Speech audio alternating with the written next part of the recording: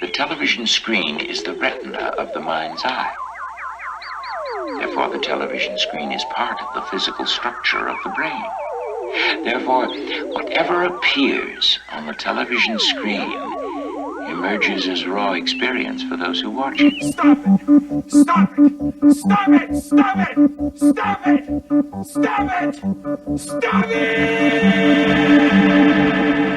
Therefore, television is reality, and reality is less than television.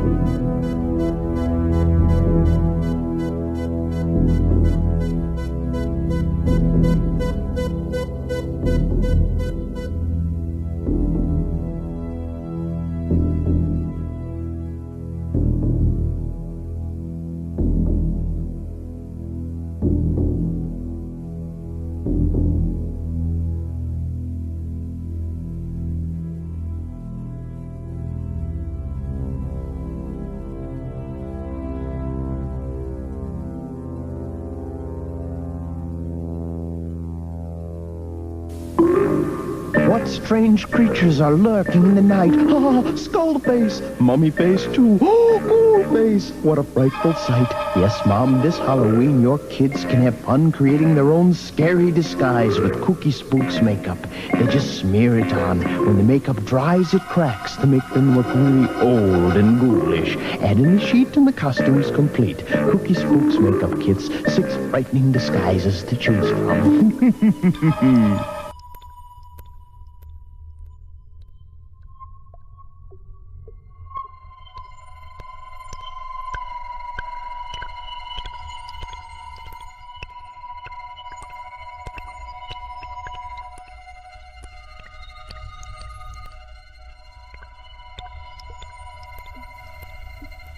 I am the spirit of dark and lonely water, ready to trap the unwary, the show-off, the fool. And this is the kind of place you'd expect to find me. But no one expects to find me here. It seems too ordinary. But that pool is deep. The boy is showing off. The bank is slippery.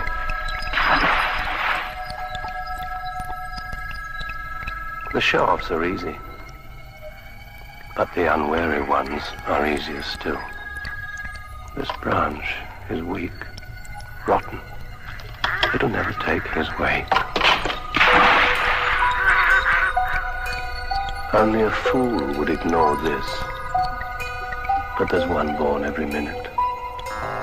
Under the water there are traps, old cars, bedsteads, weeds, hidden depths. It's the perfect place for an accident. Oi, look, there's someone in the water. Quick, use that big stick to get him out. Sensitive children, I have no power over them. Oi, mate, let me swim. Hey, go over and get that thing to grab you. Ew, what's this? I'll be back.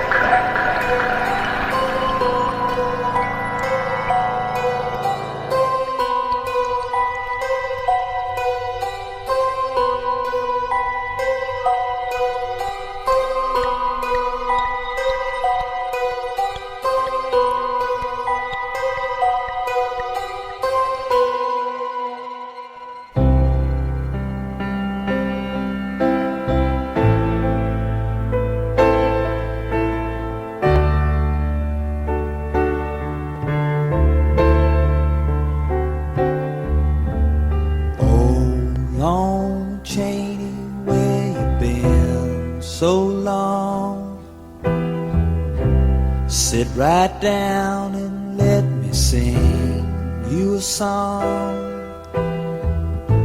I seen you on a movie in my room.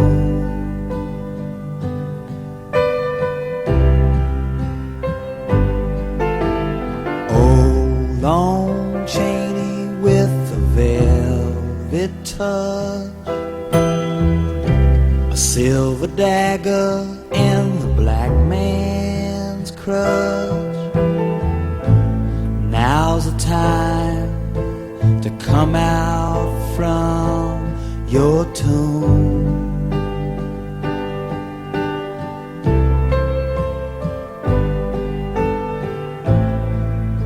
You look so sad with a face of stone, with a hunchback's eye, you live.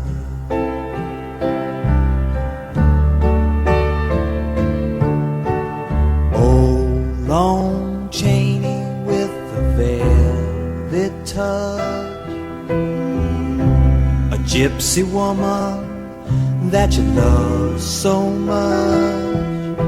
Say goodbye, you're cured, you're free at last.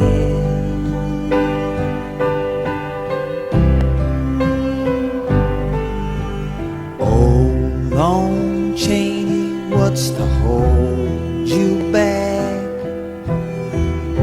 The wolf man's dead and the old black cat is gone, like a memory faded from your past.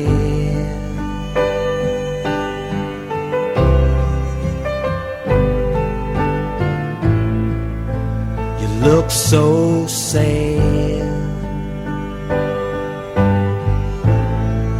with a face of stone, just skin and bone.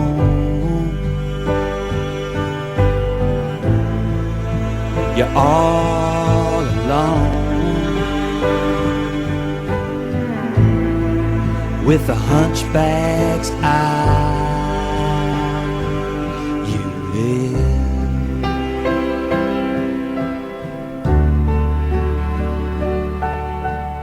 Ooh.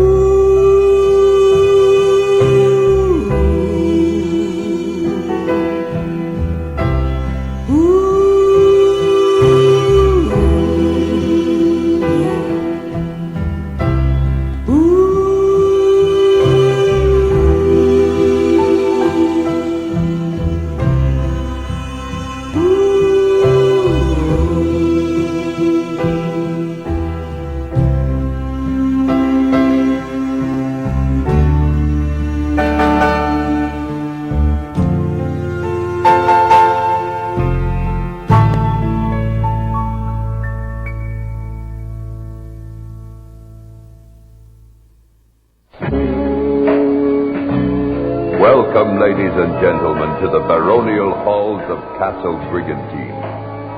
Before you, a moment frozen in time. Satan's banquet, where the wine of blood flows eternally amid the most notorious dealers in death the world has ever known.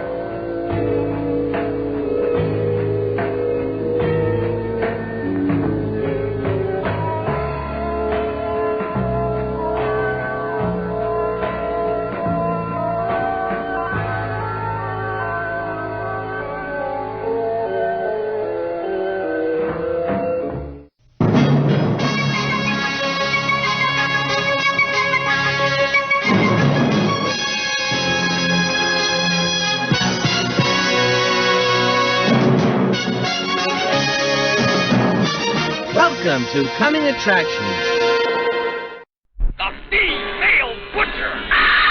She was the criminally insane headmistress of a whore chamber of blood and gore! Slash her throat. Tonight I'll bathe in the richness of your warm blood. Schooled in carnage and blood, she slaughtered 610 nubile young virgins. The female butcher! In dripping color, rated R. And now, on with the show.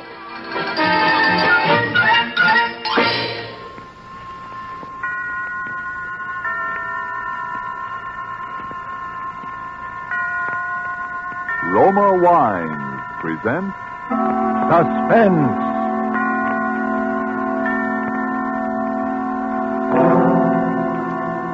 Roma Wines, made in California for enjoyment throughout the world. Salud. Your health, senor. Roma Wines toast the world. The wine for your table is Roma Wine, made in California for enjoyment throughout the world. This is the Man in Black, here to introduce this weekly half hour of Suspense. Tonight from Hollywood, we again bring you Mr. Orson Welles in the second of two consecutive performances starring Mr. Welles as the protagonist of Kurt Siodmak's novel, Donovan's Brain. The producer of Suspense and its sponsors, the Roma Wine Company of Fresno, California, felt this story so unusual that it merited more than our usual time. So in somewhat of a departure from established radio formulas, we are bringing you the story of Donovan's Brain in two parts. Part one you heard last Thursday, and tonight you will hear part two, the completion of Donovan's Brain. But before we raise the curtain on our suspense play, let's for a moment wish ourselves away to Havana, Cuba, seated at a table in the fashionable Hotel de Nacional de Cuba. Near us, a group of Cubans are entertaining an American visitor. Our American has just remarked that in point of great enjoyment, the Cuban rumba is one of America's most delightful imported dances. And then, raising his wine glass, the Cuban host responds, "Then we have perhaps discharged some part of our debt to you Americans for this wonderful tasting wine that gives us such great enjoyment. It is wine that Cuba imports from your faraway California. It is Roma wine." Americans didn't have to wait for wine connoisseurs of other lands to discover the greatness of California's wine district, the superb quality of Roma California wines. So many millions made this discovery for themselves that Roma wines have long been America's largest selling wines. But these millions discovered something more. In Roma wines, they discovered an easy, inexpensive way to increase the delights of daily living. Yes, millions have discovered that Roma wines, as a beverage on the table, and when used in entertaining, add a charm of a special and wholesome kind. I told you Roma wines cost little. That's because here in America you pay no high import duty, no expensive shipping charges. And two, Roma wines come from Roma's own wineries in the heart of choice California vineyard districts. So cost to you is only pennies a glass for R-O-M-A, Roma wine. Made in California for enjoyment throughout the world. And now with part two of Donovan's Brain, and with the performance of Orson Welles as Dr. Patrick Corey, we again hope to keep you in suspense.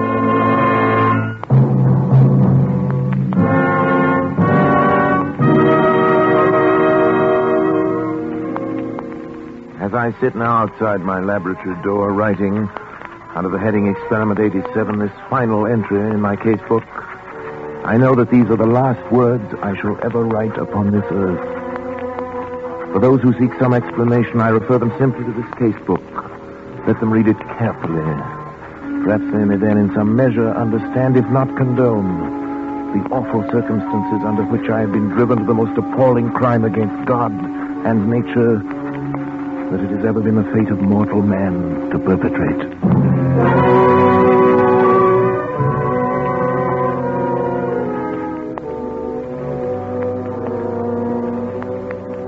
August 24th. It's now 6 weeks, exactly 42 days, since I began the experiment. For 6 weeks, by artificial means alone, I've kept alive a human brain, completely detached from the body, floating in a bath of serum, nourished by a synthetic blood plasma fed through its arteries by an electric pump. It has remained alive. Not only alive, but I have succeeded in communicating with it. For I've even induced new growth of brain cells and so tremendously increased its mental faculties that by sheer brain power alone, it has actually been able to communicate its thoughts to me. And each day my communion with that living, pulsing mass of gray matter that was the brain of William Donovan becomes stronger and stronger. Even now I sense it striving to reveal some plan to me, something so truly world-shaking in its implications that only such an organism, developed to a point thousands of years ahead of its time, could ever have conceived it. So far I sense this only, but soon I shall know. Indeed, I shall be partner in its execution. What a fool I was ever to have considered for a moment my wife's demand that I end the experiment. It's because I refused, of course, that Janice left me a week ago without so much as a word of explanation or farewell. Even my son David and my assistant Trot are privy to this conspiracy to thwart me, for when I ask about Janice, they pretend to know nothing. They seek to avoid my questions. But the brain will live. Yes, I can hear it now.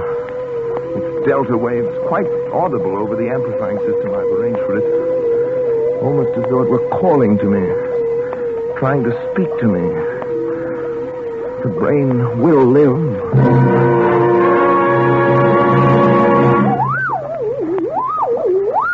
Donovan? What is it? What are you trying to tell me? Go on, Donovan. I'm listening. Go on. Go on. Go.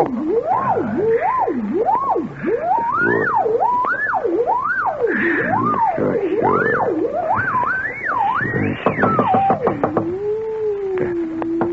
Who is it? Me, Patrick and David. What do you want? I want to talk to you, David. I have no time to talk. I'm busy. I'm sorry. Go away, I tell you. I'm busy. Please, Dad. Can't you two leave me alone? All right. What is it? What is it?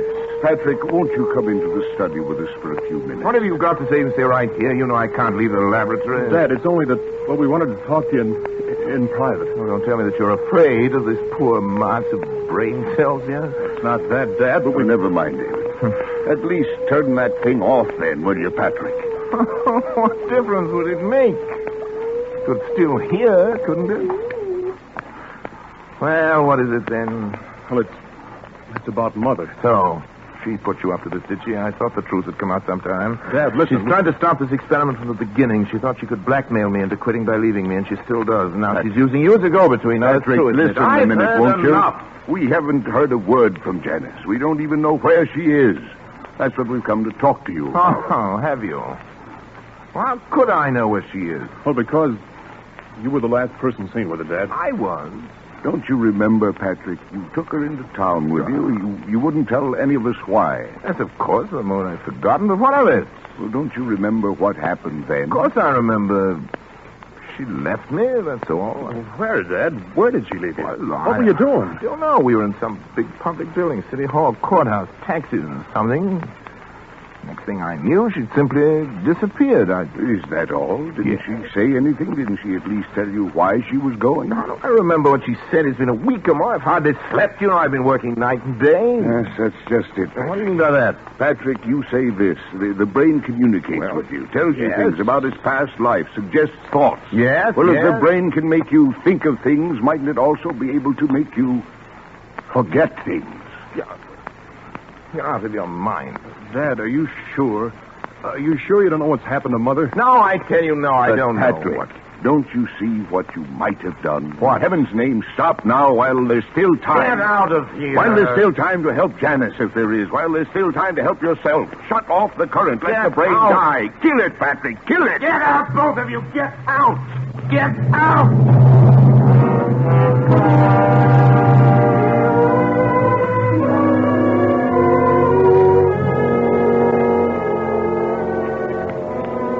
August 26th. The brain continues to communicate thought fragments more and more easily, but nothing further on what I've come to think of as the plan.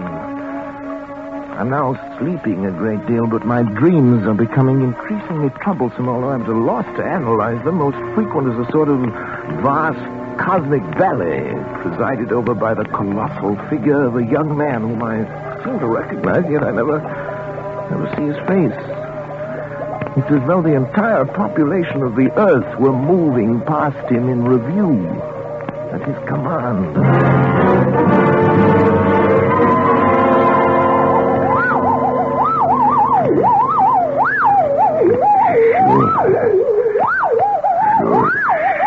Sure.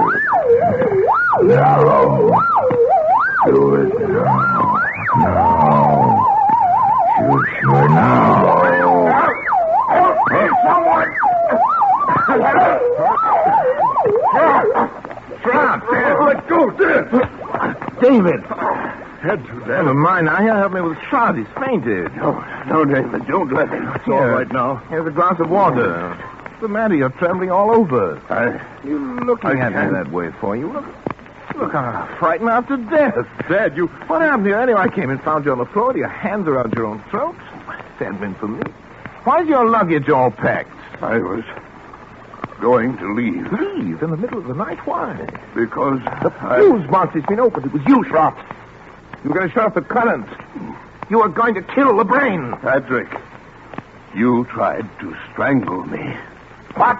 It's true, Dad. That's why I had to slap you. But at the third, I came in here and found Schrott with his hands around his own throat. He was strangling himself. Dad, please, think a minute. Nobody can strangle himself. Look at these marks on my throat. Oh. You think I could have done that? Well, it's not possible, and yet... It's true, Patrick, that I tried to shut off the current. I was afraid for you. But as I opened the fuse box, I heard the delta waves in the laboratory suddenly become stronger and louder than they'd ever been before. And then... Then I? Yes. Then the brain knew? You even spoke in Donovan's voice, Donovan's Patrick. voice, his That voice. recurring phrase of his, sure, in his very tones, his very accents. Sure. You've created a monster, Patrick. It has the power to make me commit murder. The brain must die. Pull the switch in the fuse box, Patrick. It will only be a matter of seconds, and then... Yes, But You've got to, Patrick. Schrott, David, help me. I can't move. Come to me. Pull the switch, honey. Schrott, David, go on. You too? It's paralyzed, Suspense. Huh? The brain won't let itself be killed. Then it has the power to live on. An arm. To command us as long as we live. To make us do anything it wants. To kill. Murder. Dad, what are we going to do? Listen. The brain. It's laughing.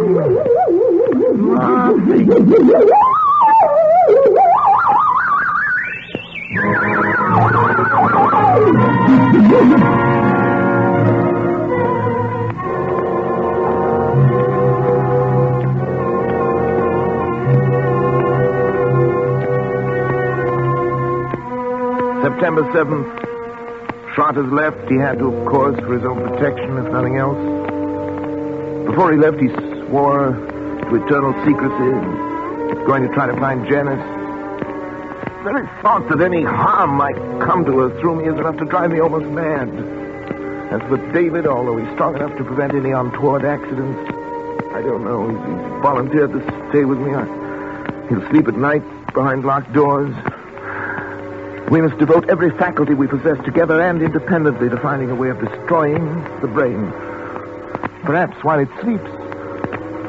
Although it seems to have developed tremendous powers of the subconscious which operate even in sleep. The recurring dream, the now oppressive sense of some further task to be performed continues. If Janice were only here, even her presence, I know, would help immeasurably to combat this fearful thing. Terrible thought crosses my mind. Could Trot have left if the brain had not, for some reasons of its own, actually wanted him to leave?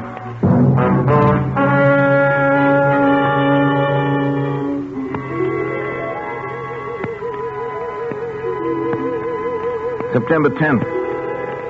My thoughts are less and less my own. The dream of the young giant bestriding the earth, the figure without a face, pursues me now, even in my waking hours. Increasingly, I seem to live in a world of evil fantasy, peopled and controlled by the mind of William Donovan.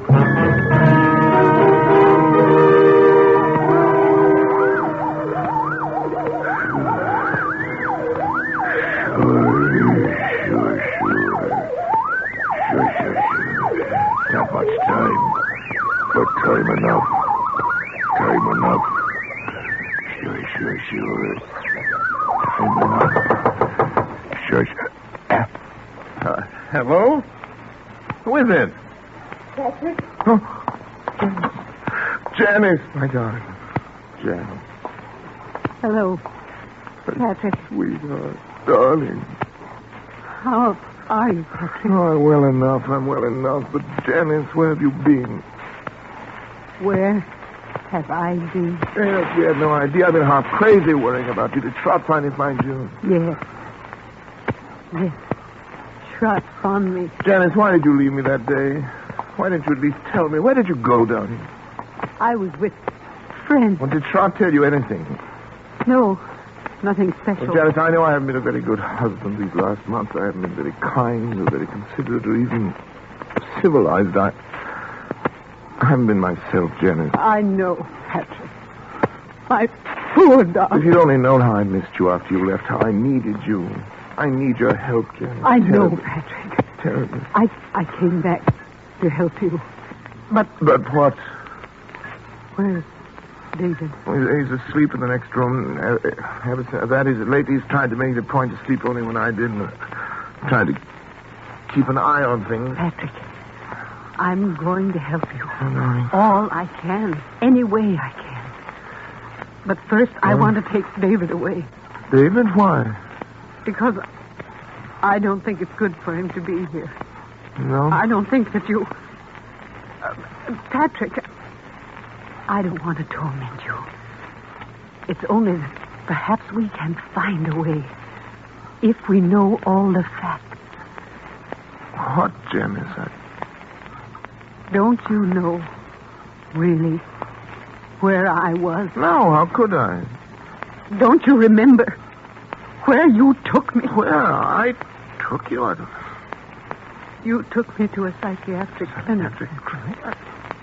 You had me committed to a madhouse. No, it's Janice. No, not you. Donovan. Donovan. It was because I tried to make you stop the experiment. Yes. Kill the brain. As you left me there, you even spoke in Donovan's voice. Sure, you said. Sure. I thought they were the last words I would ever hear you speak. Oh, Janice, forgive me. Forgive me. I couldn't persuade anyone. I was sane. Oh, sweet. After what you told him. Everything I said only made him think I was mad. I'm not mad. Am I, Patrick? I'm not mad. Am I?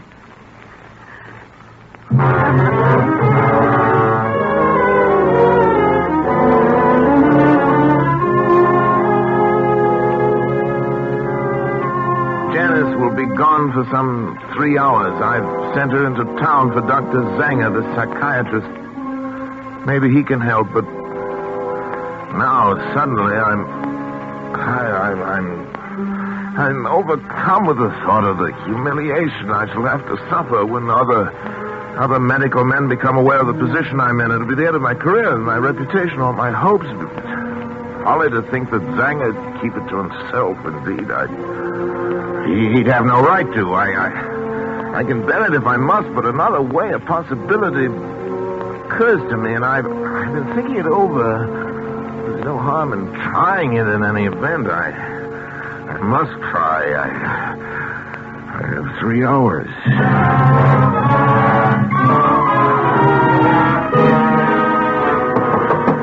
David! Yes, sir? David, what's your blood type? Do you know your blood type?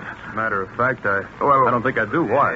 No matter. We can easily find out. David, I think at last I know a way. To kill the brain? It's simple. It's perfectly natural, yet 9 chances out of 10 it's something Donovan had never known about. I'll do it myself. Unfortunately, my blood type and his they're the same. Of course, I have to replenish the blood substance periodically. Anyway, it's about time to do it again. I've always used my own because it was the same type as his, but if yours is a different type, the right type, David. You mean the wrong type? Yes, you've given the wrong... The brain will die given the wrong type. Yeah. I'm sure of that. I know it. But suppose the brain knows it knows other things. I've thought of that. It's a chance we'll have to take if you're willing, David, my boy. Of course I am. Then we'll take the blood sample now. Come into the laboratory. I only have the right blood type. Sure. Rather the wrong type. If you haven't, we'll find someone who has. Maybe shot. Now, lie down there on the table, David. We want a tourniquet on your arm here. I'll put it on. Syringe will do it. Go ahead. I'm ready. David, don't watch me. It'll be easier if you don't. For me. It's a funny one. Coming from you. Well, doctors are never quite as steady with members of their own family, you know. Ready? Sure. Ready? There we are. You all right? Yeah. You'll be through in just a second. You getting it all right? Yes, sure. Just a second now. Dad, I'm sleepy. You'll be over it in a minute. But what's the matter? Why am I so sleepy? You'll be all right. Sleepy. So sleepy. Sure. That's what an anesthetic is for. Make you sleep.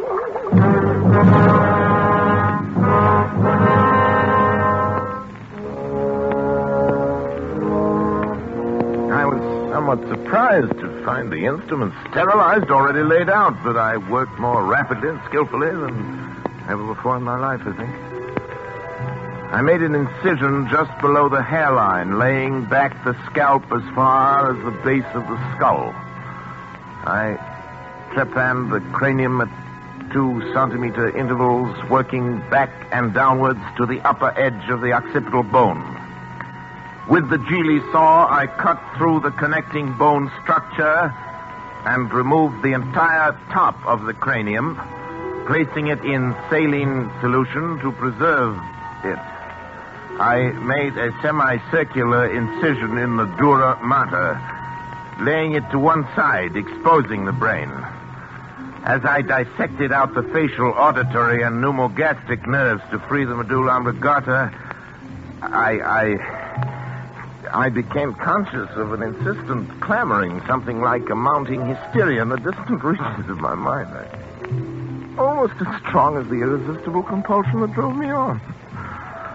But my hand did not falter. With a sure stroke, I severed the spinal cord just below the first cervical nerve.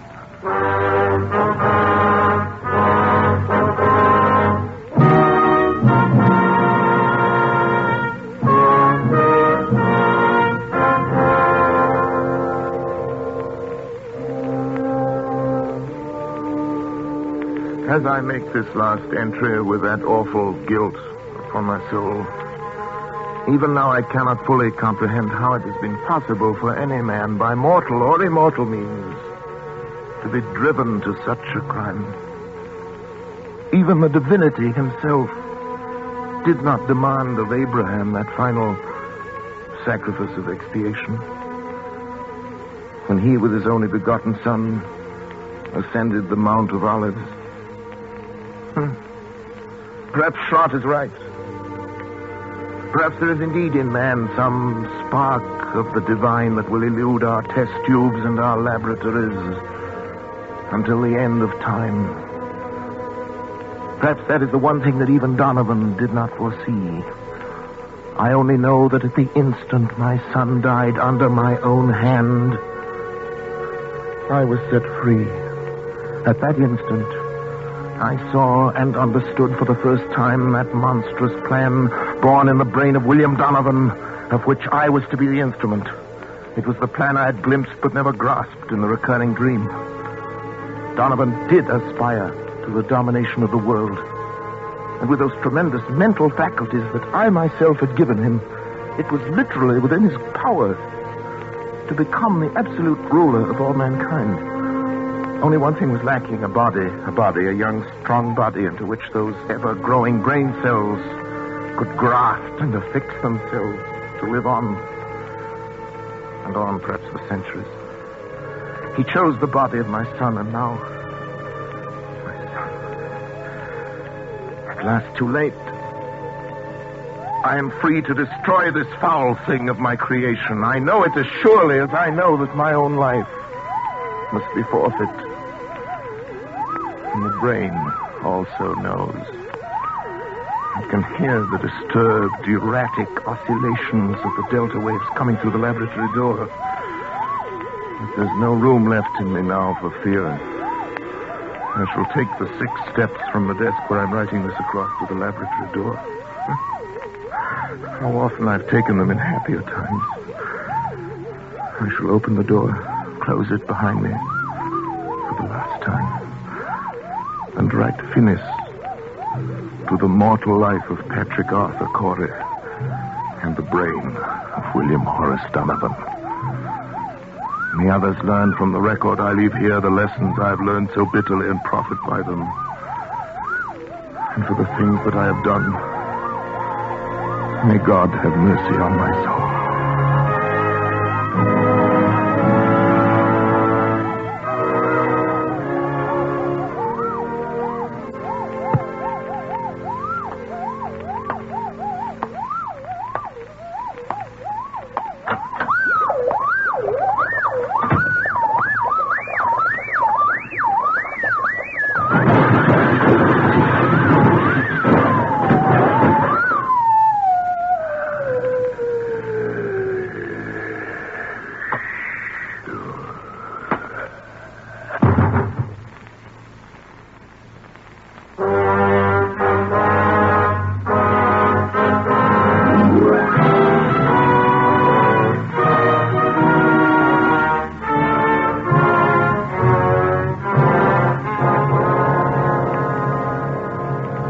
Phoenix, Arizona, September the 15th.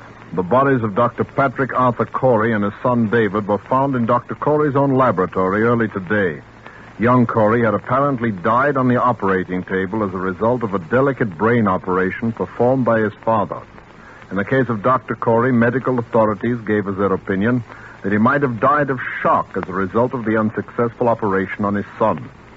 A curious feature of the case was the fact that numerous pieces of tissue identified as being from a human brain were found scattered about the laboratory floor, while a larger section of brain was found in the midst of an elaborate apparatus, evidently part of a scientific experiment. Medical authorities stated, however, but they were unable to explain the nature of the apparatus and that the brain itself was in such a state of decomposition as to indicate that it had been dead and slowly decaying for at least 3 months. Dr. Corey is survived by his wife, Janice. She was committed to the county asylum for the insane late this afternoon. Burial of Dr. Corey will be at the Mount of Olives Cemetery.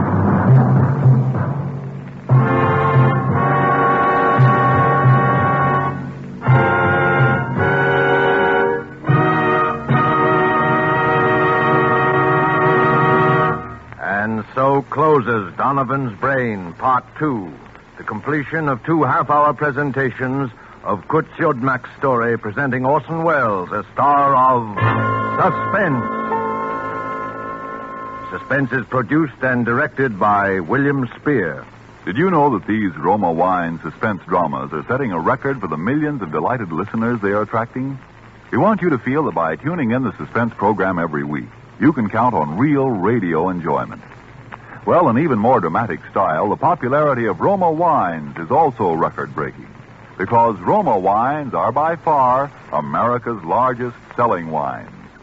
Millions make sure of great wine enjoyment simply by asking for Roma wines. Here's something else these millions have discovered. You don't need fancy glassware or a special occasion to enjoy these zestful, taste-delighting Roma California wines. Roma wines possess lip-smacking flavor and zest because they come from Roma Wine's own wineries, right in the heart of the magnificent California wine grape district. And you can enjoy them as a daily delight, because the cost is only pennies a glass. Ask for R-O-M-A, Roma wine, made in California for enjoyment throughout the world. This is Orson Welles. Next week, Mr. William Spear tells me, and he'd like me to pass the information on to you, that Suspense will bring 2 exceptionally fine artists, Miss Ida Lupino and Mr. Vincent Price, in a play by one of radio's outstanding authors, Lucille Fletcher. I want to hear that, and I know you will, too. Money invested in war bonds now helps ensure a healthy, prosperous post-war America. The kind of America we will want for our children as well as ourselves. Don't forget, then, next Thursday you will hear Ida Lupino and Vincent Price in Suspense. Presented by Roma Wines, R-O-M-A, made in California for enjoyment throughout the world. This is CBS, the Columbia Broadcasting System.